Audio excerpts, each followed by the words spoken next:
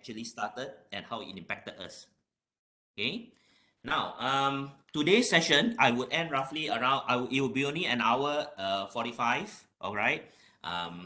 Because I will be actually facilitating the staff awards at 11 a.m. So I apologize for that. It was a little bit last minute that they actually told me about that.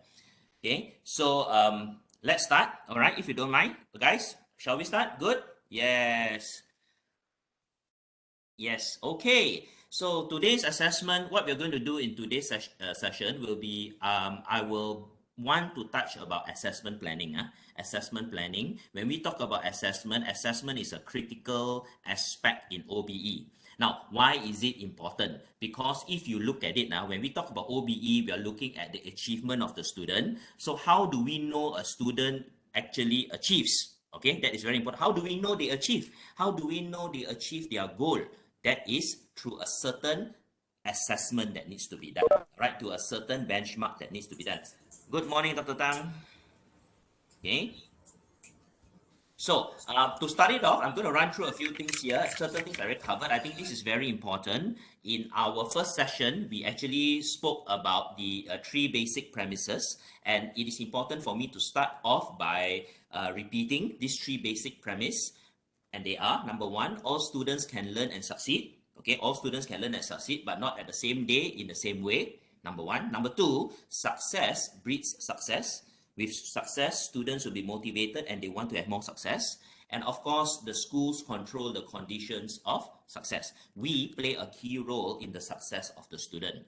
All right. So in today's session, when we are talking about assessment, we are going to see how does it link to all of these aspects. All right, and why is assessment such a critical element in the whole journey of OBE itself? All right. Now, we will go directly into the assessment concept. Now, assessment methods are the strategies, techniques, tools, and instruments for collecting information to determine the extent to which students demonstrate desired learning outcome. All right. I want to pause here a little bit and I want to emphasize, as you can see my cursor over here, demonstrate desired learning outcome. One key aspect in OBE, when we want to assure that the students have achieved a particular outcome, is their ability to demonstrate to us that they have achieved that particular outcome. All right, they have achieved. So for them to achieve, they need to demonstrate in a manner. Now, demonstration doesn't mean acting or presentation. It could mean also things such as like examination. When students write an exam, they're actually demonstrating to us that they do understand the key theories and concepts. When they do a practical test, a biology practical lesson or test, they are demonstrating to us that they are able to comprehend the theories and use the theories into that particular situation itself. Okay. I was supposed to record. Where is it?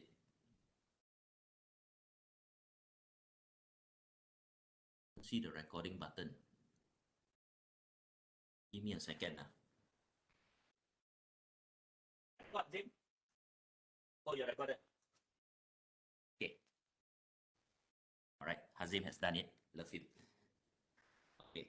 Good. Now, so when we talk about the demonstration part, when we talk about assessment, that is where it is key, the demonstrating element over there. Now, several methods should be used to assess students' learning outcome. Because students need to demonstrate their competency, it is important for us to use various methods for them to demonstrate.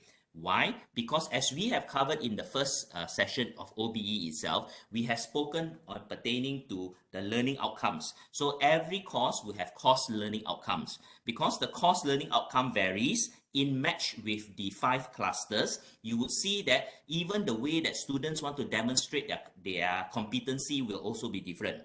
Example, if it is knowledge and comprehension, then maybe the demonstration could be using an examination.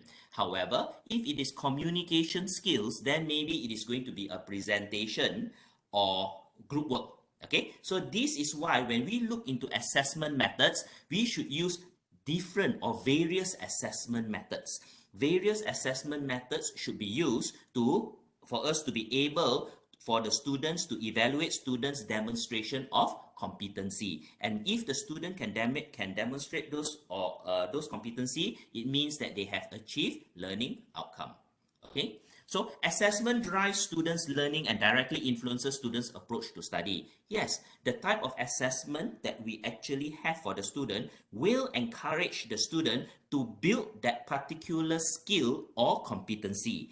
For example, if in your class there is an assessment called presentation, class presentation. So if students understand that class presentation is a type of assessment of this particular subject or course, then they will build up their skills and competency in presentation skill. And when they do that, then what they are doing is they are actually meeting the requirements of one of the cluster, which is communication skill. All right. So this is why assessment plays a very critical role over there. Now, please do take note. It doesn't mean that your course must cover all the assessment. No way. You cannot do exam, presentation, project, final year project, research, everything. No. So your course, your subject itself, based on your CLO, may target certain key assessment methods that is most relevant for your particular subject itself. I'm going to give you one example. We have on my hand over here, accounting. Accounts, Frankfurt 1 and 2, accounting. And on my other hand over here, I have pastry, making cakes and breads. Both of them are subjects. However, due to the uniqueness of the subject itself, you will see a very different type of assessment being used. Because in pastry, what is required for the student to show competency is the actual product. Because of that, then a practical method of assessment can be most relevant. Whereas on my the other hand over here, which is accounting, then accounting, it could be very different. Accounting, it requires a student to be able to relate debit, credit, and whatnot. And by doing so, maybe the best method could be a examination, a sit-down examination itself. I don't know, maybe, all right? So this is where it comes in. So it drives students to the way that they will actually behave itself. Now, if, let's take pastry for example, pastry, and we tell the student, ladies and gentlemen, student, you are doing pastry this semester. Your exam is only going to be a written test. I want you to be able to describe the ways of making puff pastry. Describe, that means write only step 1, step 2, step 3, step 4. What will happen to the student? Because they know that is the assessment method, they no need to practice at home. No need. What are they going to do? They will just remember the method. Will they be able to be competent in the product? No. You see, that is where it differs over there, because that itself drives the student. So it is very important for us as facilitators and teachers, when we set assessment for the student, we need to comprehend our CLO, course learning outcome for this course itself. What kind of competency do I want the students to achieve? What are the competencies? Later we will go through and then you will see it clearly. Okay, so if you look into the 5 cluster, see, must always come out with this boring 5 clusters, cannot run away one. MQA is like that. So if we look at these 5 clusters over here relates to our CLO. So all of our CLO, as you know, ladies and gentlemen, will always link to at least one. So if you look at knowledge and understanding, cognitive, what kind of assessment will be the best? So if you look at, let's say, 5, point 3, subpoint number 5, numeracy skill. Numeracy is number skill. So what method will be the best? Then we have this thing called leadership. What method will be the best? What kind of assessment will be the best to evaluate and to find evidence? Now, the keyword here, guys, I want to stress in your mind is this, whatever assessment you do, you want the evidence that student has achieved it. Now, that is why if you look at knowledge, understanding, cognitive, very easy. You do exam, sit down, you do exam, then student prove to you I can do. Example, accounting. You give accounting paper, student do, everything right, debit, credit, everything balance, pass. That is evidence. Okay? Leadership, how to find evidence? That is where the challenge comes in. That is where you all, as academicians, we need to evaluate, See, how do we get evidence for leadership? What is the evidence for leadership?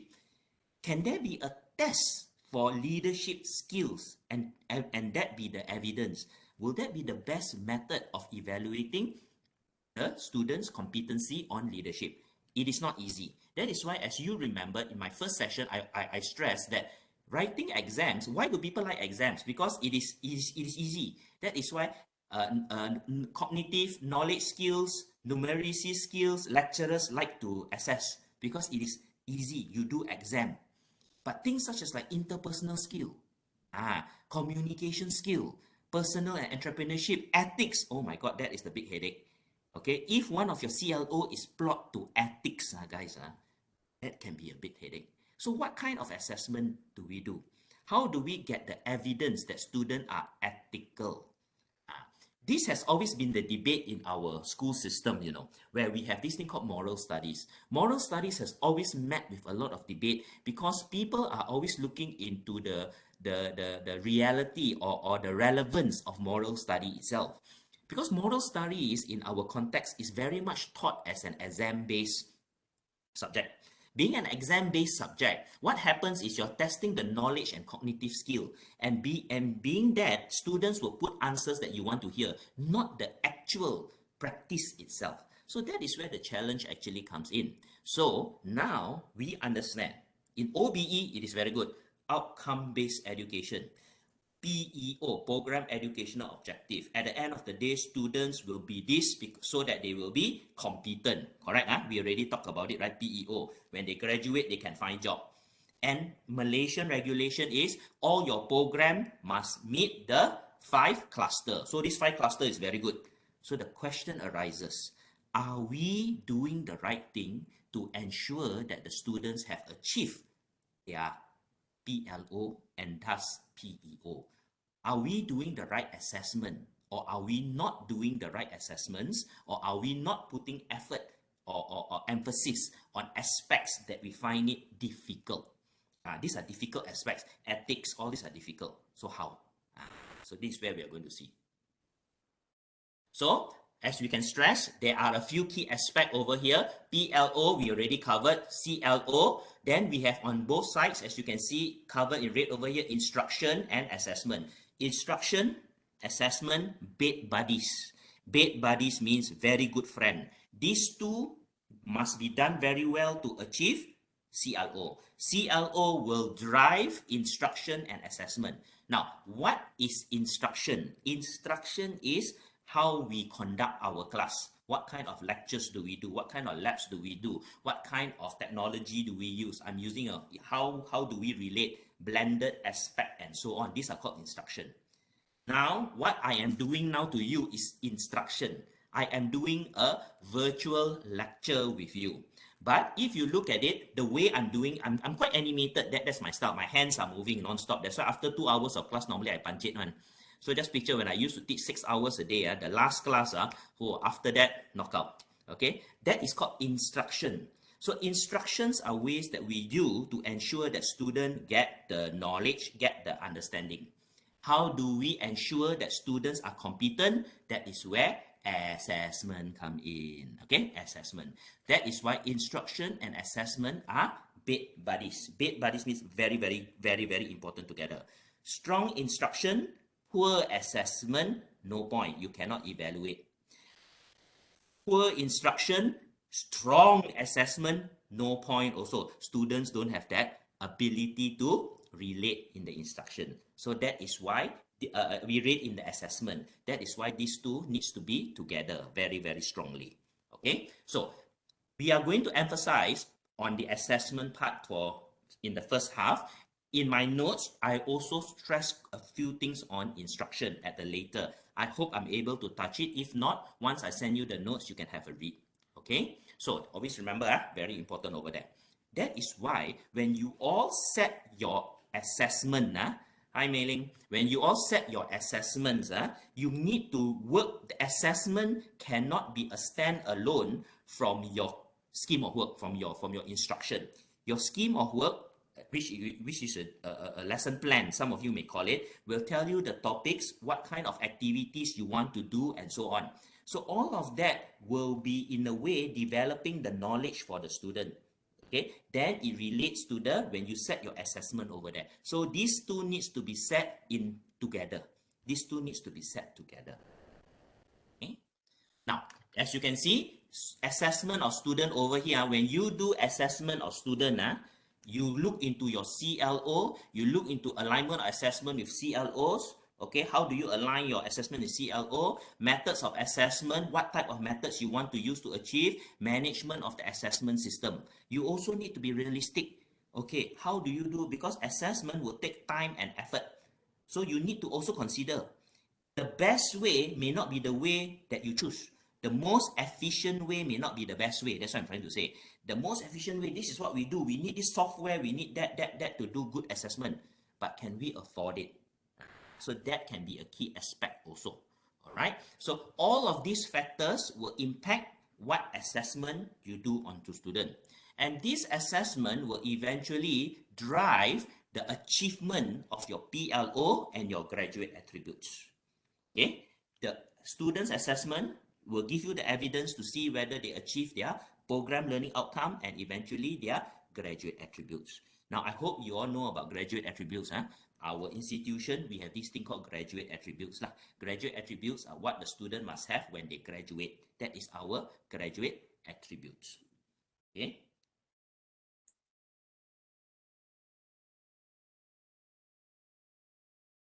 Sorry, just in case they send me updates for 11 a.m. session, so I need to make sure that I know, right? Now, why is it important to use multiple methods? Now, we say, why is it important? Why exam alone not good enough? Why?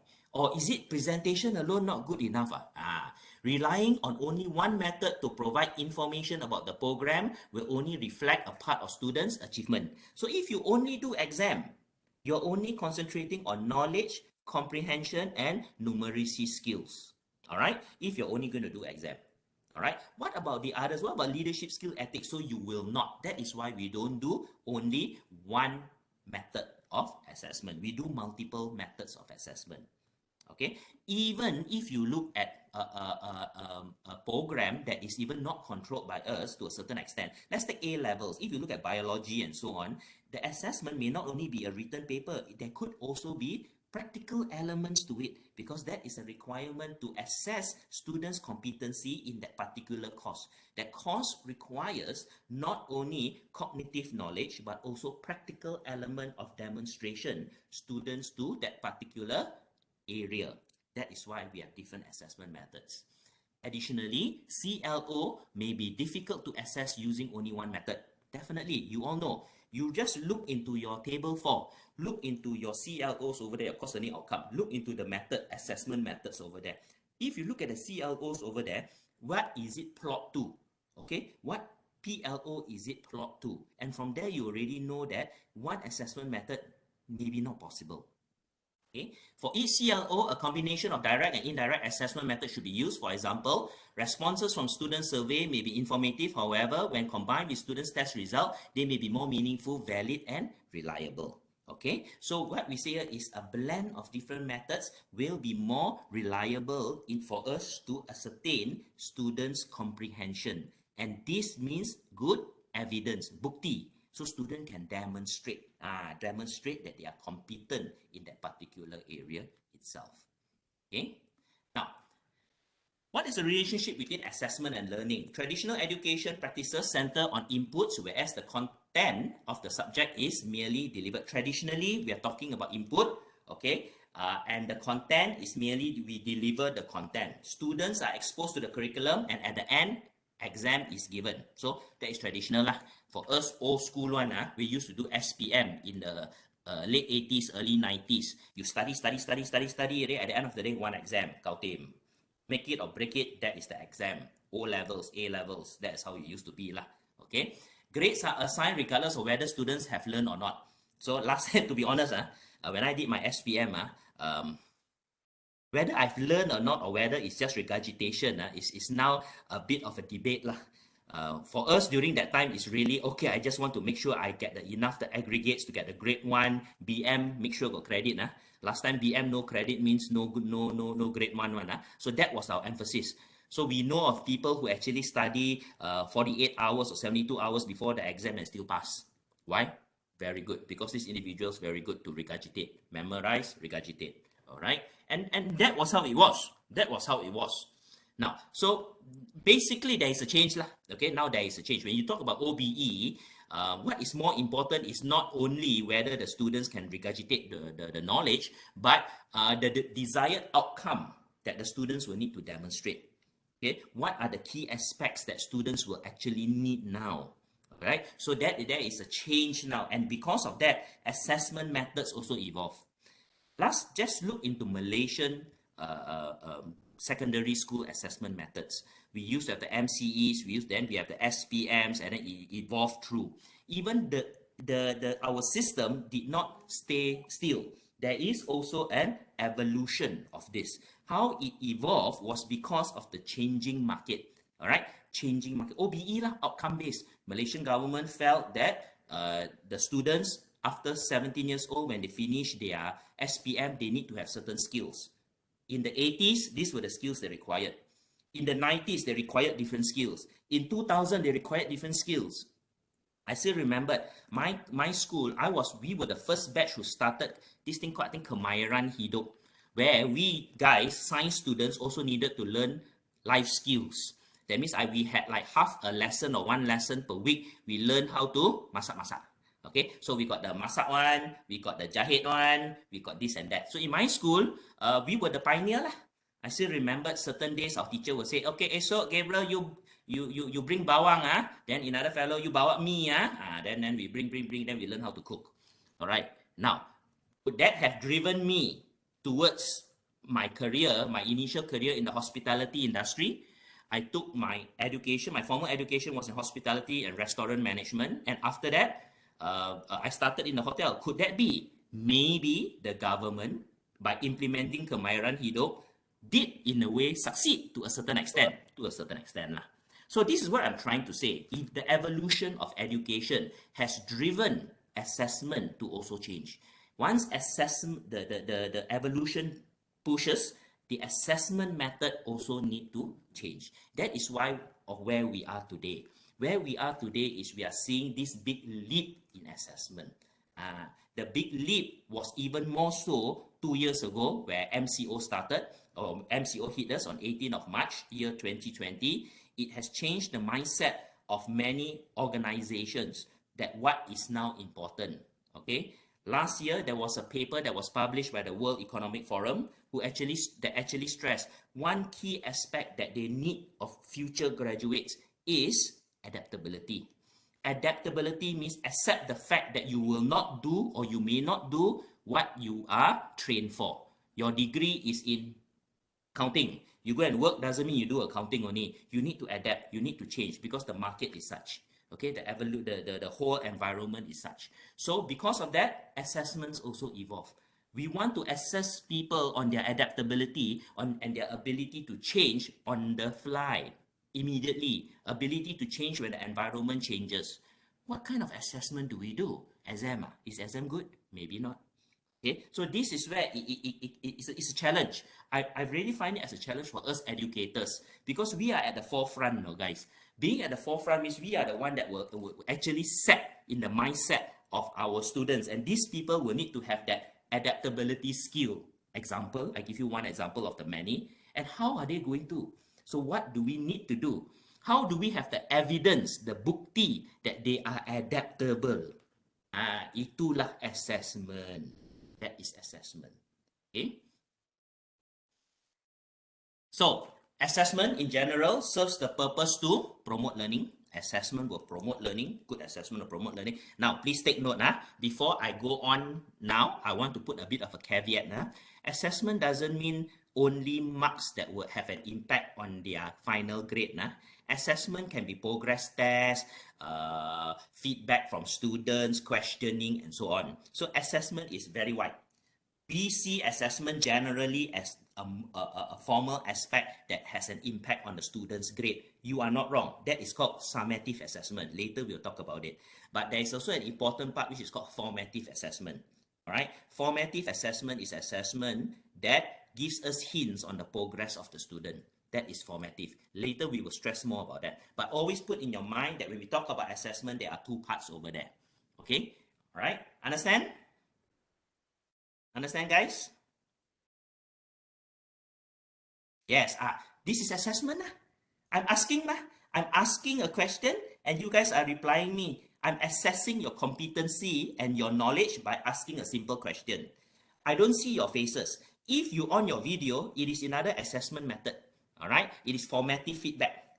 Okay? How? I look at your face. If you give me a frown, that means you show me you don't understand. That is also I am assessing by getting formative feedback. You see? That is how important it is. And you all do as teachers every day in your class. Every day in the class, you stand in front of your students, you look at them. Okay, students, I want to recap about yesterday's work. As you explain, you see John's face like this. Automatically, you know this joker don't understand. Something is he don't really understand already. Because of the facial expression. That is assessment. All right, you are assessing. He's giving you feedback, evidence, bukti that dia tak faham. That is what it is. So assessment in general serves the purpose to promote learning. So if somebody gives you that face that don't understand, how does it promote learning? You repeat the theory. You say back, okay, maybe last week some of you did not understand that concept. Let me explain. That is called promote learning. Measure performance. We want to know whether they have achieved a particular goal. That is why when we talk about assessment, it is important. Every lesson that you go to, that you have taught, you need to do an assessment. You need to evaluate whether they have achieved or whether they understand or not. It doesn't need to be a test. It can be just verbal. It can be using an application or so on. So you measure their performance. Because the thing about human behavior is this. As you learn, you achieve your required standard. Then once you are competent, you go on to the next level. Okay? If you are not competent at this level and now you're given the next level, what happens is a mismatch. Mismatch means sudah tak ada betul. Theory don't have, you want to go to the next stage, then students will lose confidence. That is why measuring performance is very important. We want to make sure that if possible, everybody understands at that time. But OBE explains that students will learn in different paces, different levels. So we want to ensure that eventually all of them will know before we go on to the next stage. Okay? By awarding grades, summative assessment, which indicate whether and how well a particular student has attained the learning outcome. Okay, so assessment, you award a grade. B means what? A means what? Yes. Determine whether a particular student is sufficiently well prepared in a subject area to proceed to the next level of instruction. You do assessment to know whether they have met the requirements before they can go on to the next. Provide feedback to student, which indicates level of attainment and diagnoses misunderstandings and learning difficulties. You do an assessment and then you get feedback from the student.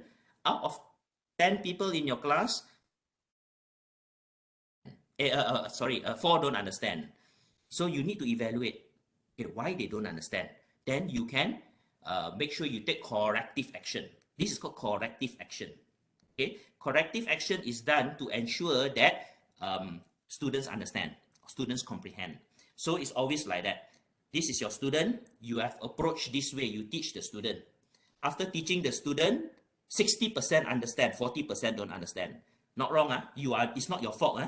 This way don't work, then now we try another way. We try another way. Because the other 4 is different from the first 6. The first 6 understood this way. So the other 4 don't understand, maybe you try another way. Okay? It's like this. You got fever. You go and see the doctor. Doctor will first thing, do a diagnosis. Diagnosis means he guesses. Hey, doctor is not 100% sure when they guess. It's a guesswork, You got sore throat, you got runny nose, you got a bit of fever, flu. So they give you Panadol, antibiotic. After taking for 3 days, no guarantee you'll be cured. You go back to see the doctor again. Doctor, I'm still not well. So what doctor will do is he check his record. I tried Panadol, I tried antibiotic. So now what do I need to do? He won't give you the same thing. He will give you another thing. It's what he's trying to do, different way.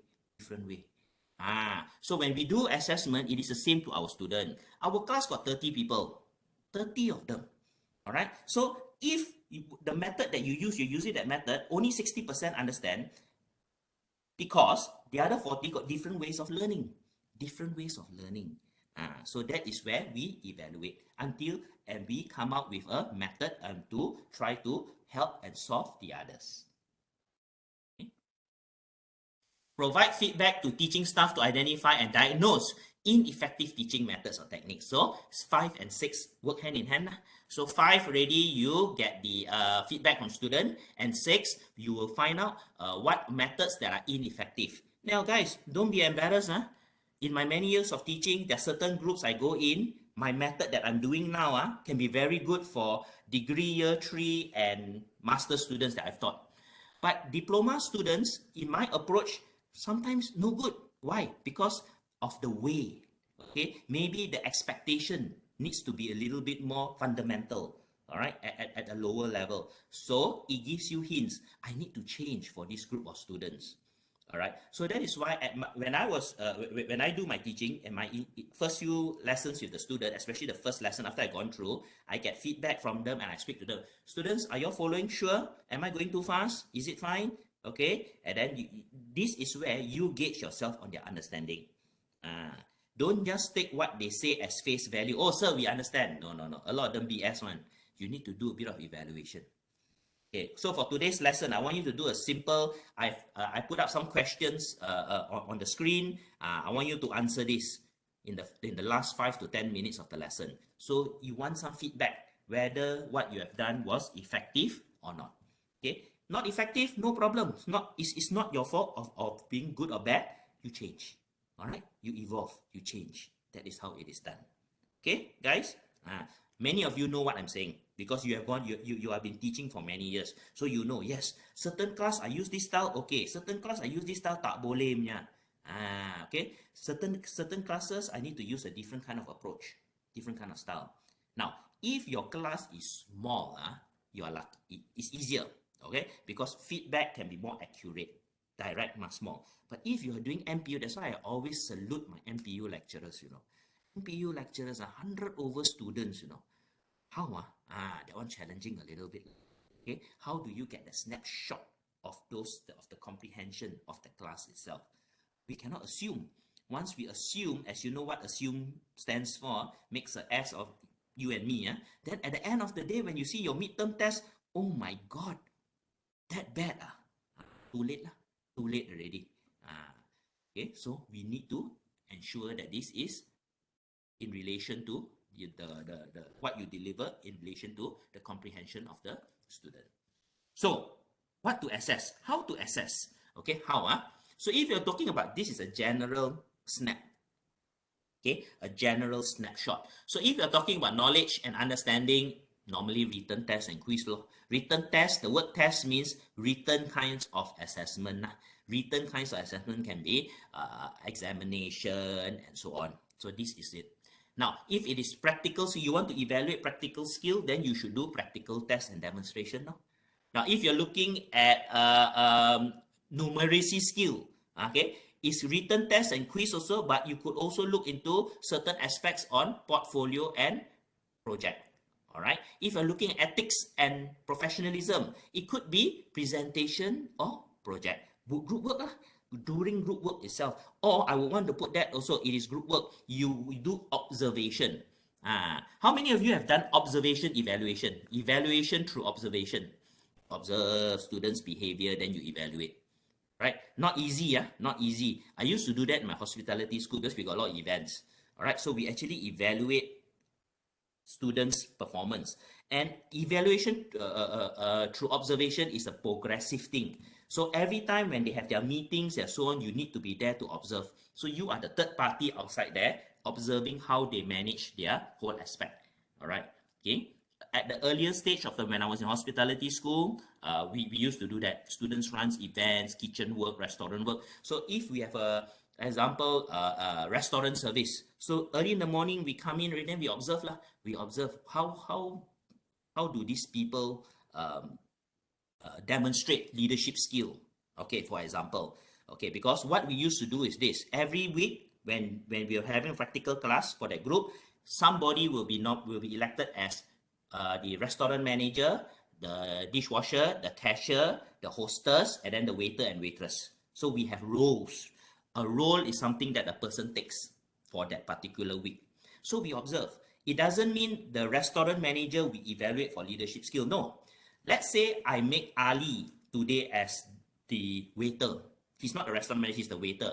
But during today's service, I see his initiative. He takes the lead in certain things when he see got certain problems. He go and handle the customer's problem, even though he was not nominated as the restaurant manager. So we note down there, Ali, oh, today what he did during the service, he handled table number 5, even though it was not his table. He took initiative to handle this, to solve this issue. Why? Because this is a way that the student is demonstrating to you leadership skill. Normally, students is, I do my role. I do my role means I waited today for table 1 and 2. Table 3 got fire, so I let it be because I am 1 and 2. You see what I'm trying to say? So this is how we evaluate. Now, is it easy? No, it's not. That is why, as I said, like leadership skill and all of this is not easy. You need to observe. And you yourself need to have that experience. For me, I used to work in a restaurant and hotel, so I had that experience over there to see what is actually the key aspects that I need to observe. Okay? That is why it is. And I'm saying it is not easy. It is not easy. But if we are to evaluate things such as like this, we have no choice. That is the way to go. Right? Okay. So now we have formative assessment and we have summative assessment. So as I stressed earlier on, other two types lah. We have the formative and we have the summative. So formative, to improve learning. See, I like the summary here. To improve learning. Formative is to improve learning. Summative, to grade students. Formative, summative. Okay. In outcome-based assessment, OBE, outcome-based assessment is required for outcome-based education. Okay. The assessment method should be constructively aligned with the achievements of the learning outcome. Of course, you only use the assessment that is related to your course learning outcome. Don't do something that is not required because the evidence that come out will not justify students' achievement. The assessment method should also support the learner in the learning progress, formative assessment, and validate their achievement of the LOs at the end of the process. Okay, validate LO. Now, I want to emphasize here. Let's look into that statement again. The assessment method should also support the learner in their learning progress. Support the learner in the learning progress. Learning progress means journey. Journey means student join your class from week 1 to week 14. That is their journey for your class. That is the journey. So you want to support the student in their learning. What is the goal? The goal is at the end of the day, student will achieve their CLO. So how do you support them? You support them by making sure that they are on path. Okay, so you ask them questions, you help them, and so on. So these are more formative. You form them. That's why they call it the formative years. Formative years are the years 0 to 6 years old. Very important. Okay, the strong formative years. So if you have good formative assessment, guys, always support the student. Students refer to you and whatnot. At the end of the day, the summative should fall in place because students already understand and comprehend. Should lah, no guarantee. Now, to validate their achievement, validate means chop. That means official. To validate their achievement on the LO at the end of the process is summative. Formative assessment don't validate anything because there's no marks, no marks. Validation is the bukti. The bukti is when you use summative assessment. Your assignment, your test, your presentation, your exam, all of these are summative assessment. So summative assessment validates. Formative assessment guides the student to achieve that goal. Understand, guys? Now, these two must work hand in hand. Okay? We always concentrate on summative. Why? QA law, ISO law, need this law, that law, need vetting law, this and that, and so on. Very good. Why do you think we need vetting? We need double marking, second marking, blind marking, all kinds of marking, and so on. Why? Because validate. Validate means you want to make sure that students who get a B really get a B. So we got to make sure the instrument is accurate. What is the instrument? The test itself. So the test needs to be accurate for validation. Understand, guys? Okay, so that's why we concentrate a lot. But for students to achieve that is our formative. I am a believer that formative is more important than summative. Maybe I'm just that. Because it's so, formative is the one that when a child is born, parents support the child to where they are. That is formative assessment, you know. It's the guide that they give and what makes them such a good adult. That is critical. But that is only my belief. All right. Certain books say that a strong summative assessment with a strong mindset of the student in achieving the goals will eventually drive the formative side, which is also true. Which is also true. Okay. So in our aspect for today's session, I just want to stress, I do not want to impose what is important or not. These two are critical. These two are critical. Formative and summative. Summative, validate. Formative, support the learners. Faham guys? Understand? Okay. Following guys? Trying to do formative, formative, yes. Dr. Tang is there, yes, okay. So this is where, let's take for example, formative assessment. I am doing a guide. So now I ask you, do you understand? Yes. I have 7 participants. 1 out of 7 say yes. The other 6 say no. In my mind, right?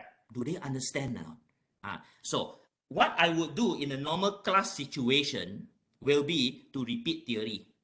And I will repeat theory and get those who did not answer to answer me. And then I will make sure that those who did not answer me, why? Because in Malaysia context, some people will not tell you, sir, I don't understand. They are just suffer in silence. So, but it is now my role as a facilitator because only Dr. Tang, 1, said yes. So I got 7, 1 over 7. What is the percentage? 15% only understand. Oh, this is very bad. 85 don't. So what do I need to do? So for me, first thing I will do in my class, I don't want to torture you all, okay lah. First thing I'll do is all of you switch on your videos, switch on your cameras. I will say that. I want to see whether you are physically there or not. Now, what am I doing is support learner in their learning progress. Some students may not like it, but that's besides the point. But I'm doing it because what is my role? To ensure that students understand. So I will say, all of you switch on your video camera. So I want to see whether you understand or not. Okay, so this is how it is. That is why for I know in class, I will normally tell my students, okay guys, in my class, please switch on your cameras. Okay, switch on your cameras. So this is where you are putting in formative assessment methods to ensure that students achieve their goal. All right, guys? Clearer?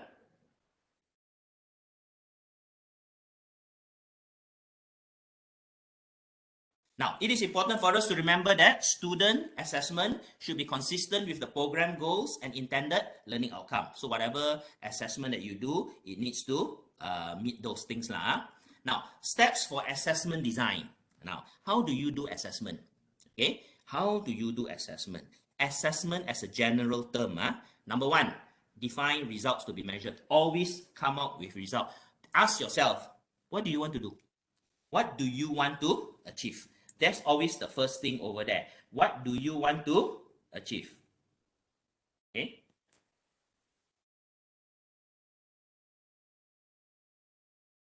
Number 1, define results to be measured. So when you are setting your assessment, and this is a exam, for example, you want to set an assessment for CLO 3. Okay, so you ask yourself, what do you want to achieve? Identify data required and sources. All right, so for you to ensure what do you want to achieve, where do you get this information? Table 4 lah.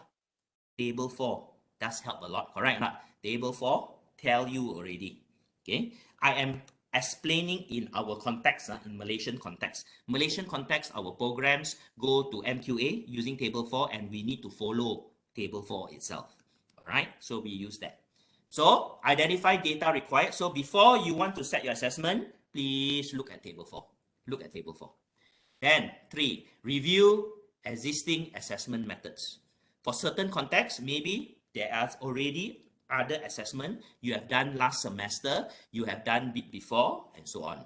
Then define additional methods and measures. What other methods, or if it is good, if it is no good, what are the feedback? And then implement the assessment method, and finally you evaluate.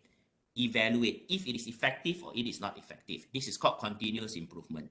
Some of you may ask, Gabe, table 4 we can continuous improvement? Can. That is called program review. Program review. Okay, give me a second, guys. Kevin has gave me a buzz, so I need to.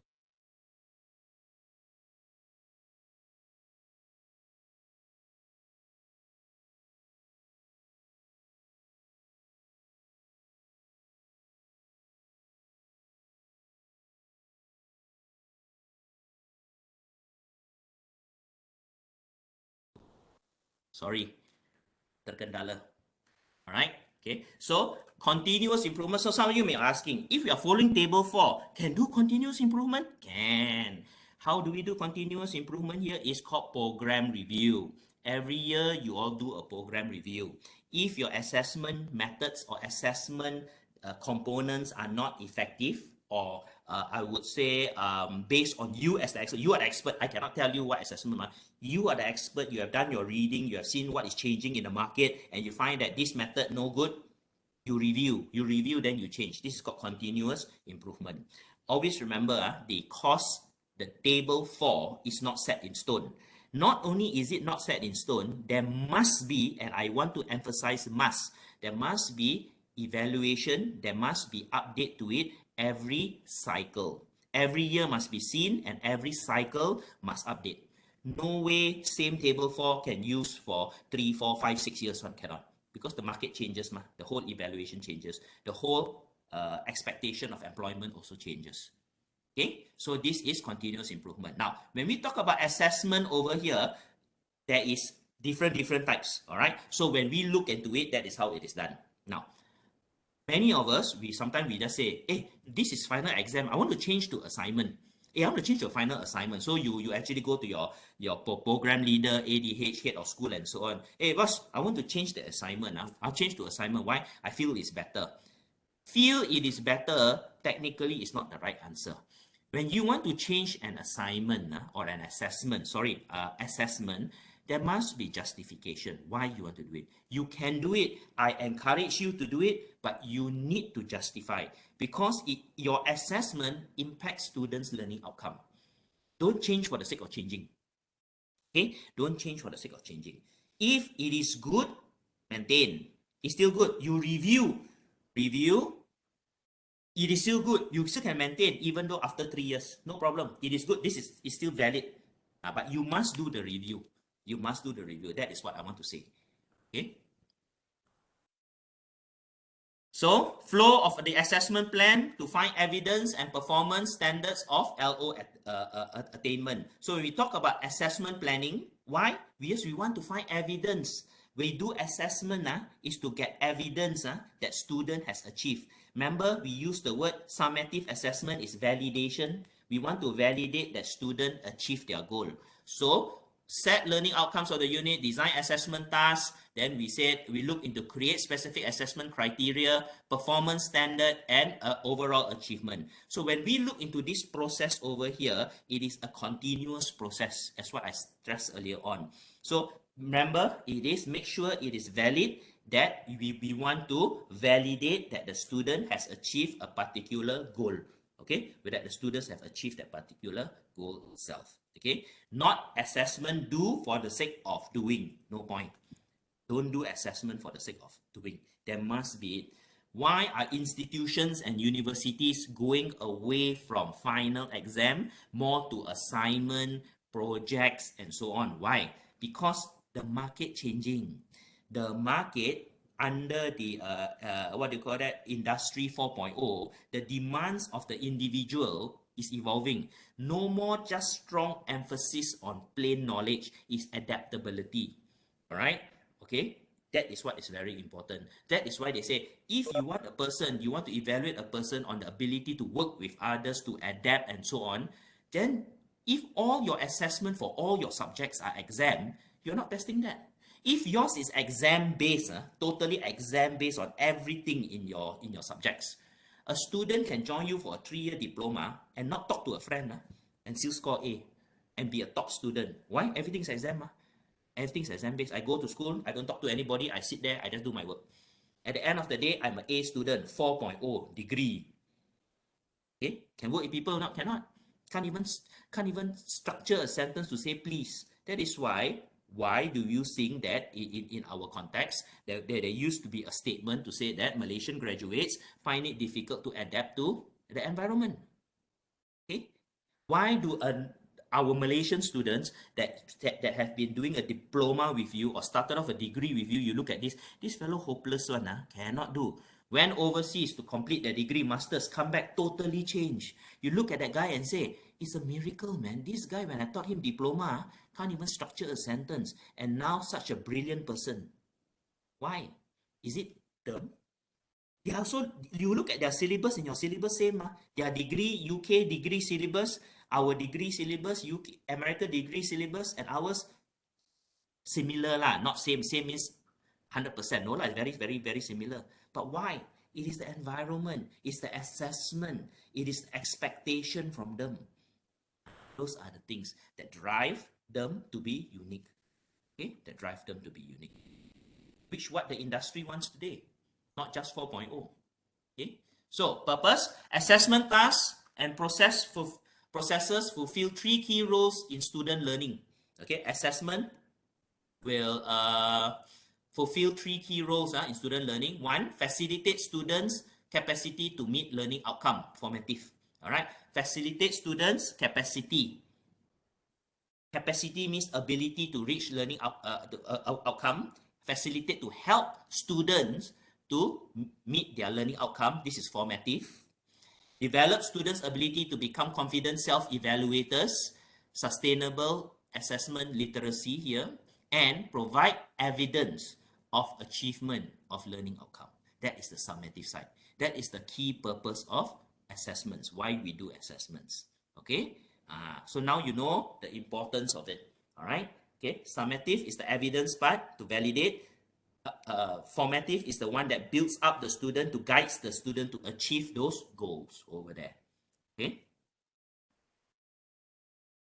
So like for many of us, we are actually quite pro in the formative side. Seriously, we are pro.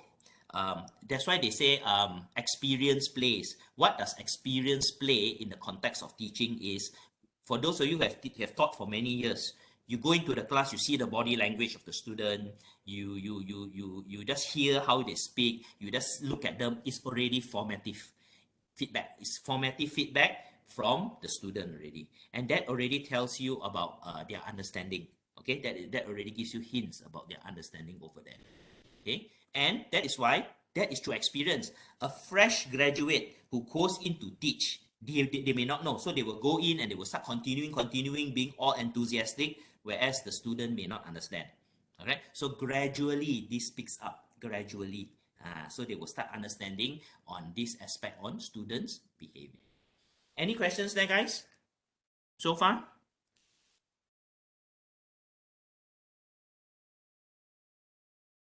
So far, okay. All right.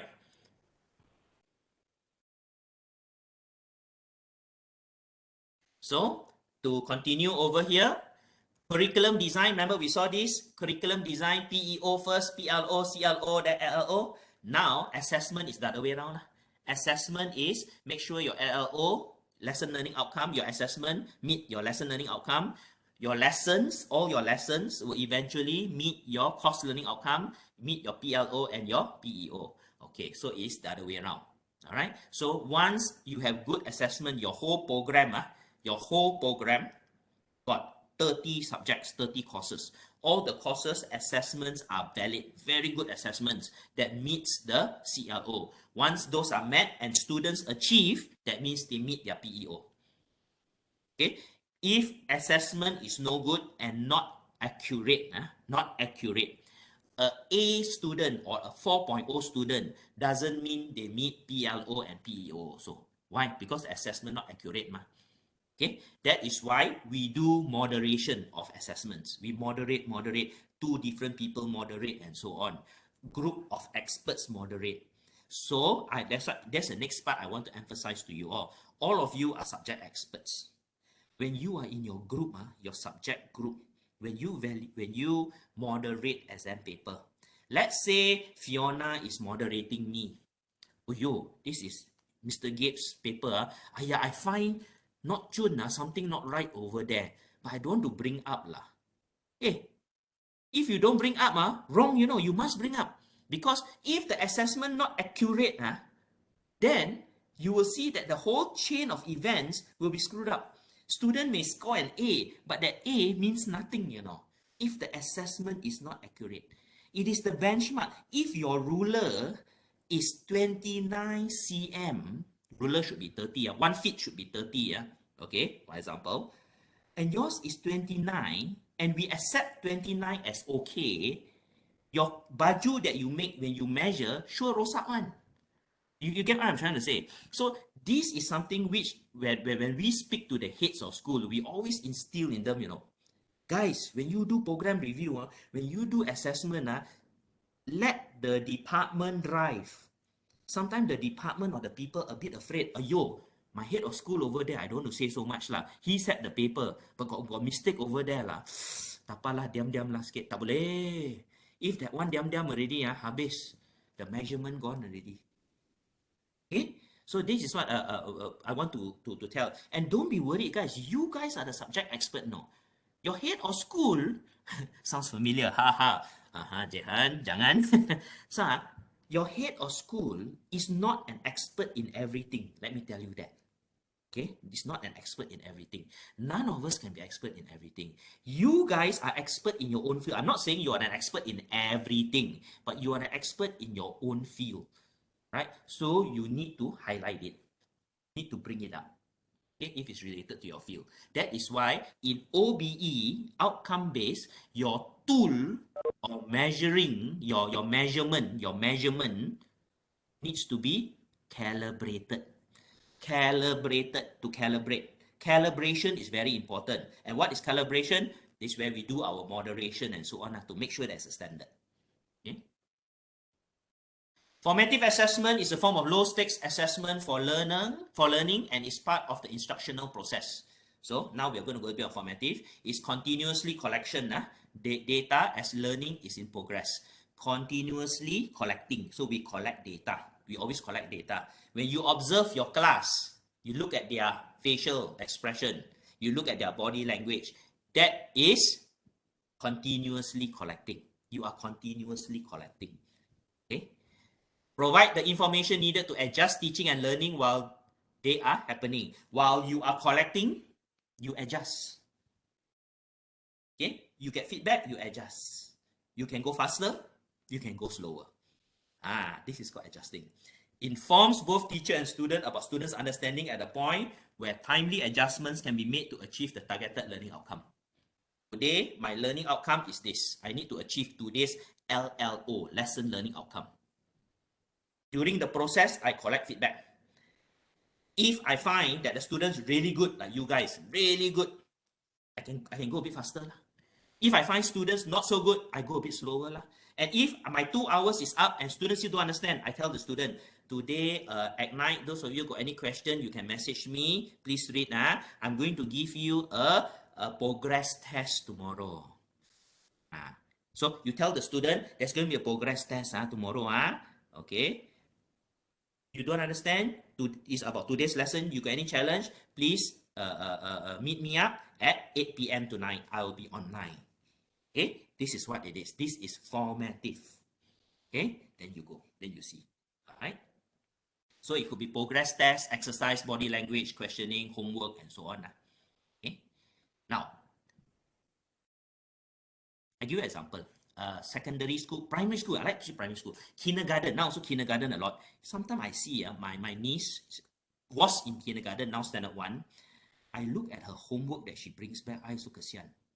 Amount of homework that she does, so much homework. It's for practice lah, I understand. But it is also in a way formative in a way. Why? Because my niece's kindergarten has the parent pledge, you know, I don't know you all heard of this before. The parent have to pledge support for the learning of the child. That is what's happening to a lot of kindergartens today. So the kindergarten say, yes, I will guide you, but you as a mommy and a daddy, you are responsible for your child's learning also. So when you join us, you need to pledge. I, so and so, will also support, you know, that is what. They want you to understand that the responsibility of growth of a child is not only on the kindergarten, is also the parents play a part, which I find is good because learning that is how it is. Parents actually play a more important role. Okay, so that is in a way what it does is it puts the parents, all of them, as a formative soundboard. Okay, so parents will be the one there also to give feedback. Now, the parents cannot give, are not summative. Whatever they say, whatever they do does not impact the student's progress in grades. Student A is not because the parents are good. Parents, no. The parents are there as formative. So when the child goes home and do work, parents will be there to assist and, hey, how's it? Any question? You understand or not? Oh, mommy, I don't really understand this part over here. Then the parents will help. Parents will guide. Okay? Yes. I know some kindergartens who are doing that. I also was thinking, well, I think they're quite progressive also lah, because kindergartens and tadikas and taskas today also look at OBE lah, the outcome. What do they want to achieve? All right, what is the achievement? And they know that the taska understand they cannot be responsible for that. They need the parents' help in that aspect also, right? Have you all heard something like that before? A parents pledge or parents responsible for students' learning even in kindergartens now? Okay. So the joke is this: my cousin, because this is my niece, my cousin is a single mom, so she puts the responsibility of teaching the child to me lah. And let me tell you, it is more difficult than teaching my master students. Seriously. Right. It's not easy. Teaching your own child is really not easy, you know, seriously. Now I know how parents feel. Okay? Not say not easy in a bad way. It is certain things that you want to do, certain things that you want to relate, because it becomes a little bit different over there. So summative. Teaching other people's child also not easy, of course. That's what we are doing right now. The goal of summative assessment or high-stakes examination is to measure the level of success, performance, quality, proficiency, or how well students have achieved their learning outcome at the end of the instructional unit or the course module by comparing it against some standard or benchmark. Okay, so when we talk about summative assessment, this is high stakes. High stakes is like the one with marks lah. So at the end of the day, it is we want to see whether students have achieved their goal or not, and we want to see the students have achieved their goal by comparing it against some standards or benchmark. What is the standards of benchmark? Can anybody tell me? What standards of benchmark? When you mark students' paper, or when you do their assignment, when you mark students' assignment, what is the benchmark? What is the benchmark here? What do you think? What is the benchmark? What benchmark are we talking about here? Mailing?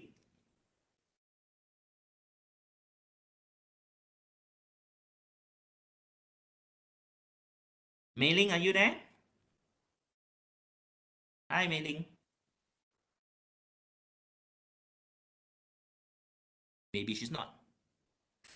Fiona? I think Fiona is there. Don't run away, guys. Don't suddenly keep silent there. Ha ha ha ha. Here but thinking. Oh, you all student are jahat though, I tell you. I need to okay. Miss Chiu Wai Xiong. What's the question? I'm not here. I'm not here. Not here, you are definitely here. What do you think is the benchmark, Wai Xiong? What do you think? You look at my statement over there. What do you think is the benchmark when we say at the end of the instructional unit by comparing it against some standard or benchmark? What benchmark are we talking about? The expectation that we put in the rubrics. Yes, rubric. I wanted to hear that rubric. So we put in rubrics, right? And that rubrics we set based on what? Huh? That rubric that we set based on learning outcome. Learning outcome, yes. So are all rubric the same? No. No, okay. What differs a rubric development? What differs a rubric design? What key thing will differ when you design a rubric? Based on the type of assessment that I give to student. Yeah, and also what do you think? So the learning example, outcome. sorry? The learning outcome. Learning outcome, yes. And learning outcome, of course, is based on the level, correct? Level. So Yes. diploma year 1, diploma year 2, degree year 1, degree year 2, degree year 3, different lah. Okay, so basically diploma year 2 and degree year 1 can be quite similar. But other than that, please take note guys, one rubric that you develop for your diploma student expectation for marketing may not be the same as the same thing that you use for your degree student for marketing. All right, because this is called benchmark. So when you measure anything towards a benchmark, the benchmark is the most critical. If benchmark not accurate, as I explained to you earlier on, 30 cm is 1 feet, for example, but now we are looking at it as 29, we accept, then everything is screwed. So your benchmarking must be very important. You do a rubric now. How do we ensure our benchmark is accurate? As what we stress, all of you do moderation, exam moderation. That is a way of ensuring benchmark.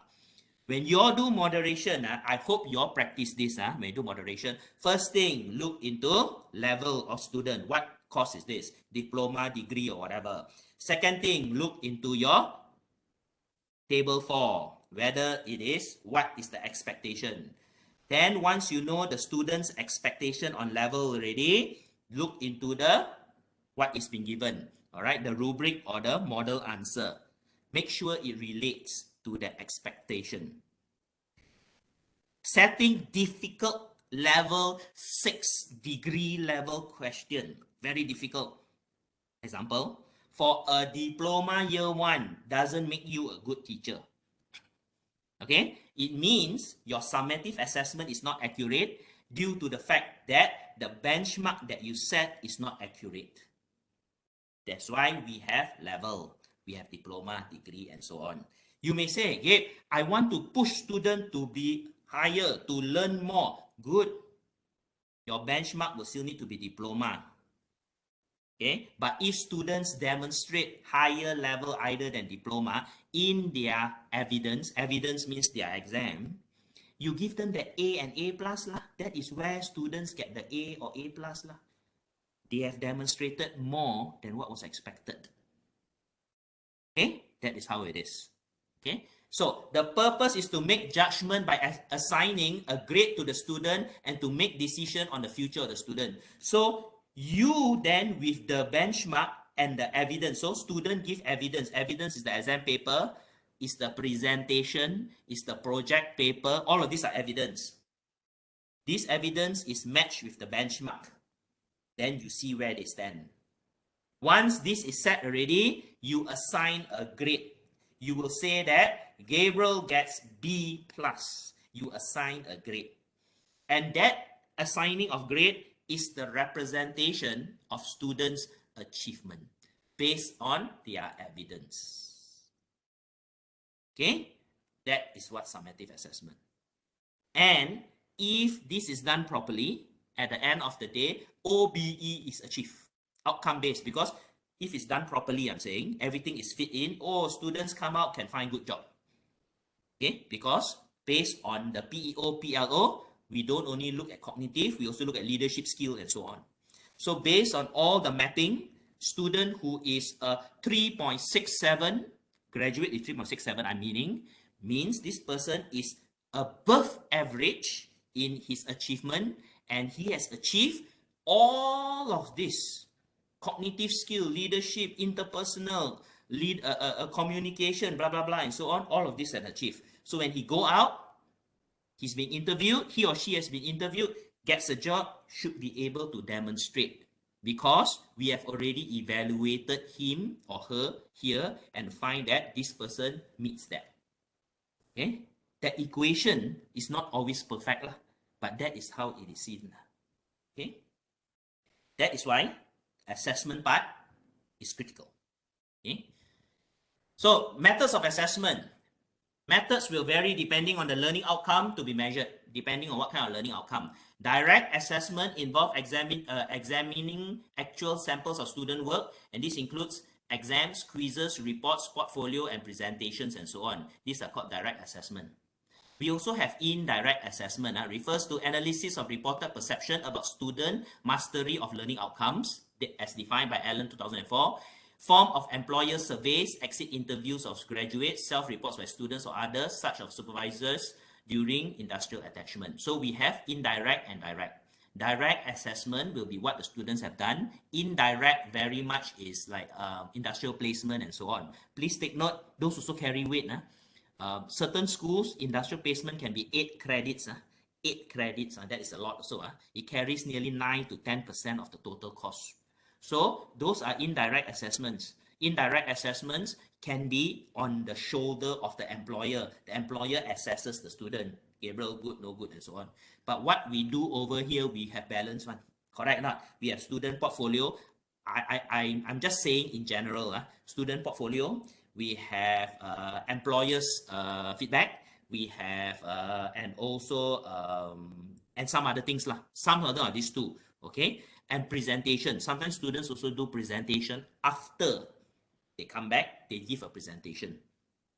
Okay, so this is where it comes out. When you look into indirect assessment, it needs to be clear and well defined of what you want to achieve. Students having a bad industrial placement, the company is bad, don't treat them well, and so on, doesn't mean they do badly. They can do well due to that situation and they manage to overcome. So their report can also be quite good. Okay, and of course, if you get somebody, a third party, to do evaluation, give marks, that person technically must be trained to give marks, But how many of us do that? How many of us give workshop to our industry partners that takes in our student, workshop on how to give marks? I have seen employers who give 99 over 100. In a way, nearly 100 over 100. You know what does that mean? This guy perfect, And we know of students who have got failed for why? Because one thing he has done or something like in the 6 months. Okay, so this is where it becomes a little bit sticky. Earlier on, we talked about summative assessment, right? So important. Benchmark. I want to bring back up here again. This is something I always make it an issue with the heads. We always talk about benchmark, needs to be clear. You all do moderation and so on. And you get the employer to evaluate your student. Is that guy trained? No. How do you all get the mark? We just give the mark sheet. That guy just tick, tick, tick, tick, tick, and give mark and sign. That guy play God but not being trained. It's like asking me, it's like Tang, Dr. Tang asked me, Gabe, you come and become my practical assessor for my biology class. I did biology 30 years ago. Now he asked me to, so I will say, oh, I think the test tube looks good. Okay, 5. I'm guessing because I'm not skilled. He never briefed me, example I'm not skilled. So what I give, not accurate, but it will impact students' outcome. So assessment, as I want to stress again, direct, we control. Indirect, many times I've reminded, I think this is something which all schools need to consider, not say to seriously consider and pay attention. It needs to be done properly. The weightage by external person needs to be looked into as not the ultimate. A percentage, a small percentage can. Majority, I am afraid. Hope you understand what I'm trying to say. Okay, okay. Some students go out, the mouth very sweet one. Cannot work, but mouth very sweet. Can talk their way to a 99 over 100 one. Or talk his way, especially some, his or her. I'm not gender biased over here. Okay, just using a generic term. So this is how it is. So how is then? That is why what do you call that? When you took into indirect assessment, especially industrial placement, I want to stress on that because all schools got majority, sorry, A levels maybe not lah, because external program. We have the requirement for the school to send the school to go and visit when the students are doing industrial placement is important. We need to go and see, is this reality? What is actually happening over there? Okay, what is actually happening? Assessment method chosen must be aligned with the process of finding evidence of the LO attainment and must be consistent with the student learning time required to complete the task. This is the thing I want to stress about is time. When you give an assignment to the student, you need to give them enough time to do it also. All right, don't tell them, okay, student, 5,000 word essay due tomorrow afternoon. Mati juga. Okay, now timing, whatever, these are called resources. Resources has an impact on the reward. The reward is the marks that the student will get. If it is 2 marks and it's a 5,000 word essay due tomorrow, students won't care giving it to you. Reward too low, effort too much. So there must be an understanding. What then is a clear definition? Reading says that there's no clear definition. Must it be that certificate student, essay, 500 words, diploma, 1,000 words? No. Many things linked to it. Okay, that means if it is the duration, it can be a certificate student, but you give resources more, expectation can be higher. You get this, huh? Okay, so this is something which needs clear understanding. Now, I cannot set for you because it is industry specific, discipline specific.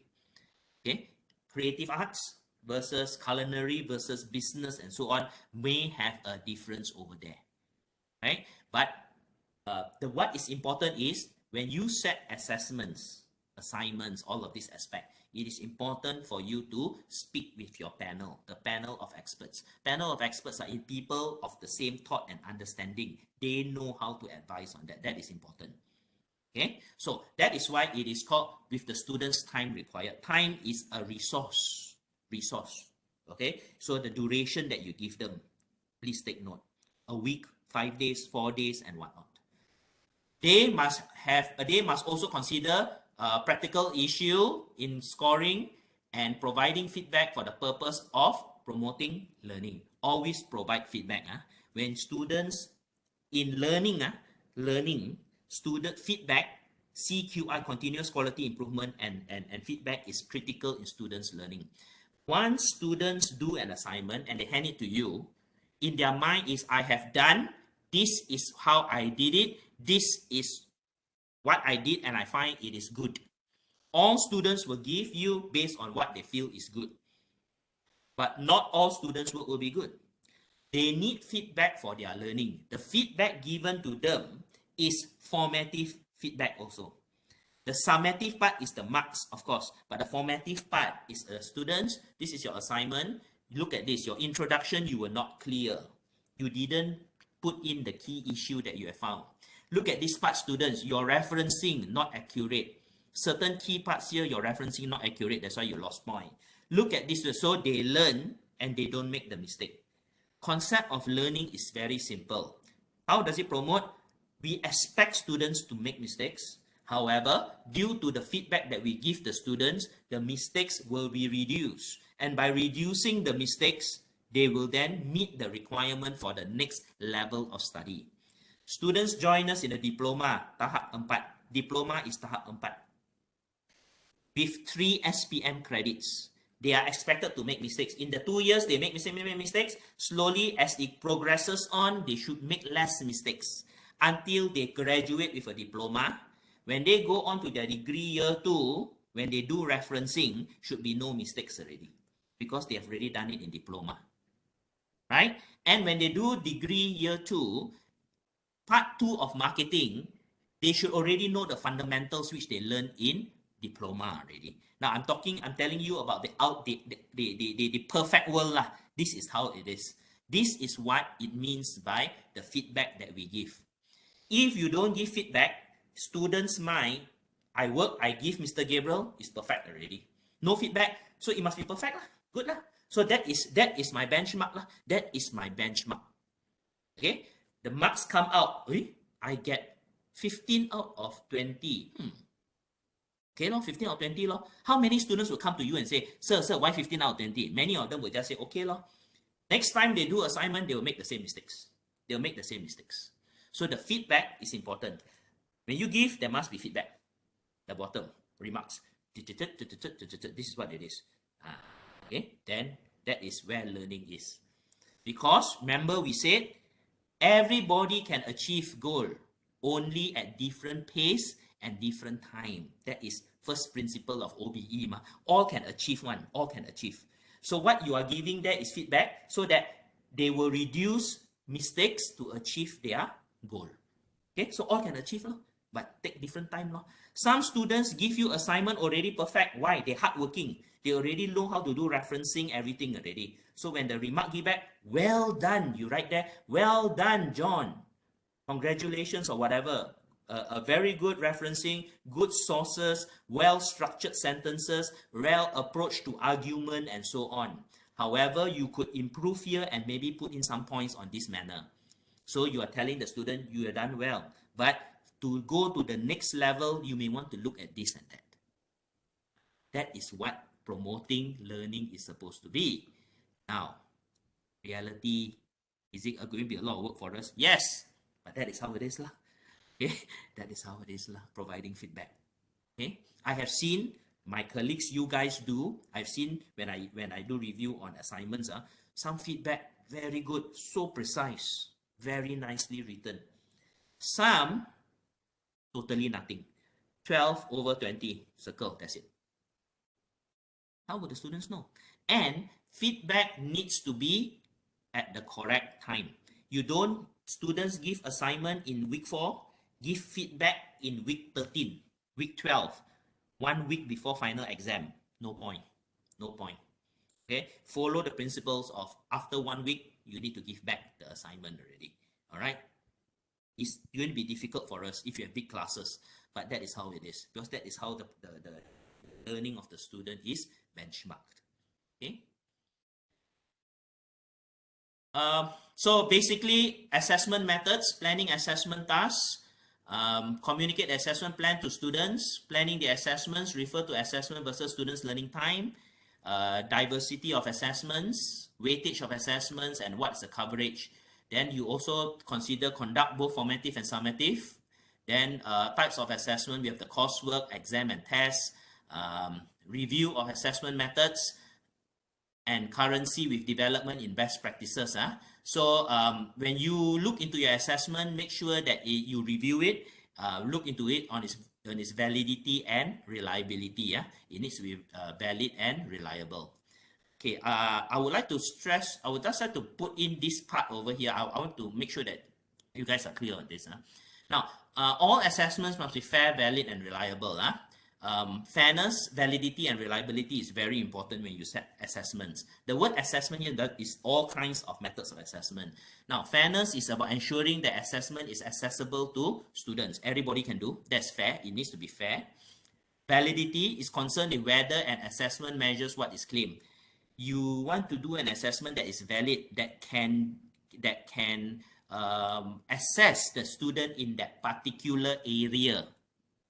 Okay, that can assess the student in a particular area. And finally, we have reliability, refers to an assessment being consistent over time and across assessors. Your assessment, if you use today, you get the result. And if you use tomorrow and constantly you use that same assessment and the results are all different, then it's not reliable. Something is wrong. That means the questions that are being asked over time, because over time you will see the general curve to be the same one, right? If it is a tool, it's a correct tool. It is like measurement, measurement tools, same thing. When you want to measure your tire pressure, okay, I'm talking about tire pressure for what? You're making a cake and you have a weighing machine. So you need to configure. You got to make sure that the weighing machine is accurate lah. All right, so that is it. So how do we used to do last time? We used in a traditional sense. You put a measured weight. A measured weight is a standard weight that is already say 50 grams. So you put on top there, and if it must show 50 grams. So whatever you do, then it is accurate in such. Your assessment must also be the same. All right, your assessment must also be fair, valid, and reliable.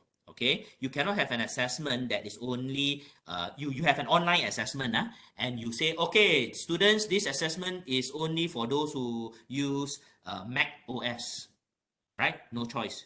I'm using a software that works for Mac OS. Those who use Windows, too bad lah. You guys suffer lah. Habis. Okay, so it needs to be fair. Access to all. It needs to be valid. Okay, that it measures what it's supposed to measure. It needs to measure what it's supposed to measure, and it needs to constantly measure accurately. That is called reliability. Accurately is reliability over there. All right, guys. Paham so far? Can valid, reliable, fair? Yes. Good. You guys ni student semua baik punya ni. Okay. See. Okay. I will need to take a pause. Okay, I will need to take a pause. It is 10:30, 10:27. It's going to be 10:30. At 11 o'clock, as you know, I'm facilitating the session from 11 o'clock. So I need to see whatever changes that they have made, last minute changes and so on, so that I will be able to honor our recipients, our award recipients. That is very important. So ladies and gentlemen, can you on your video? Just on your video a little bit, don't mind. Don't worry, even though you're at home, it's fine. Hey. Oh, wear mask in office, Fiona? Don't worry lor, Penang so scared meh. Evelyn. Hello, Jehan. Yes. Dr. Tang. Hi.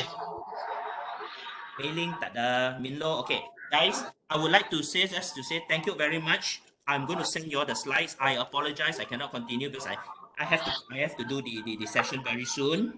Okay.